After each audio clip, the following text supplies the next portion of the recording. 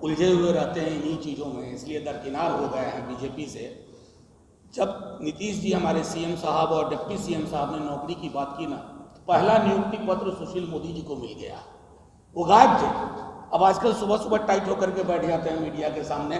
तो उनको तो रोजगार हमने दे दिया, ये तो उसके लिए उनको धन्यवाद देना चाहिए नीतीश जी का और तेजस्वी जी का। देखिए, बिहार में महागठबंधन की सरकार बन गई है और महागठबंधन की सरकार बनने के बाद लगातार जो है भारतीय जनता पार्टी जो है महागठबंधन पर हमलावर। लेकिन सुशील कुमार मोदी जिस प्रकार से ललन सिंह के ऊपर जो उन्होंने बयान दिया था कि ललन सिंह इस बात को कहें कि जो उन्होंने दस्तावेज दिए थे वो झूठे थे लालू प्रसाद यादव के खिलाफ, इसको लेकर आज जो सांसद हैं राज्यसभा के मनोज झा, उनको बयान सामने आया। उन्होंने कहा कि सुशील कुमार मोदी जिस तरीके से लगातार बयानबाजियों का सिलसिला जारी रखे हैं, तो ये सबसे पहले बात करें तो महागठबंधन की सरकार बनने के बाद सुशील कुमार मोदी को ही सबसे पहले बिहार में रोजगार मिला है।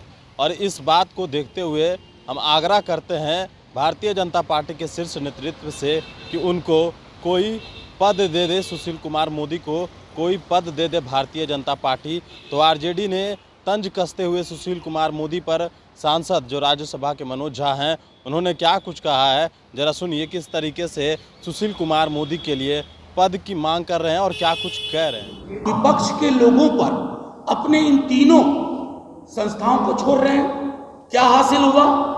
मैं नाम लूं, एक चीफ मिनिस्टर है एक राज्य के, उनके खिलाफ डॉसियर छापा था बीजेपी ने, वो आज मुख्यमंत्री हैं उसी दल के। तो ये तो अद्भुत हो बात है ना, आपके पास एक इतनी बढ़िया वॉशिंग मशीन है जिसमें आप इंसान को घुसाते हो तो आपके दफ्तर में घुस करके वो पवित्र हो जाता है, और जब तक आपके खिलाफ है वो अपवित्र है। ये तो बच्चा बच्चा समझता है दोस्त मेरे। मनोज जी, सुशील मोदी एक हिसाब बता रहे, गणित बता रहे हैं कि यदि उपचुनाव तेजस्वी यादव ये दोनों आपका रिएक्शन।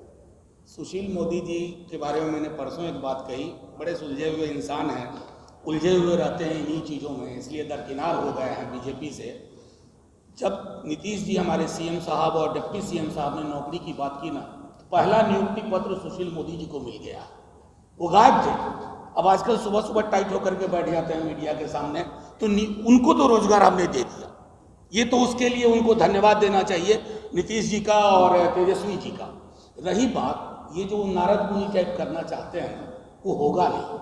वो चाहते हैं अविश्वास हो। इस गठबंधन की बुनियाद स्नेह और विश्वास पे है, जो दो व्यक्तियों के बीच में ही नहीं है, नीतीश जी और तेजस्वी जी के बीच में नहीं, जमीन तक है। और जब जमीन का गठबंधन होता है ना, तो इस तरह के सुशील मोदी जी के बयान से कुछ भी नहीं होगा। और 22 में 7 बरस का फर्क है, मैं देता हूँ 7 बरस का फर्क है। इस 7 बरस में इतिहास ने बहुत कुछ देखा। इस 7 बरस में आज़ादी के बाद के इंस्टीट्यूशंस को खत्म होते हुए देखा। इस 7 बरस में तानाशाही रवैया देखा। इन 7 बरस में इतिहास को करवट लेते देखा। 15 और 22 में यही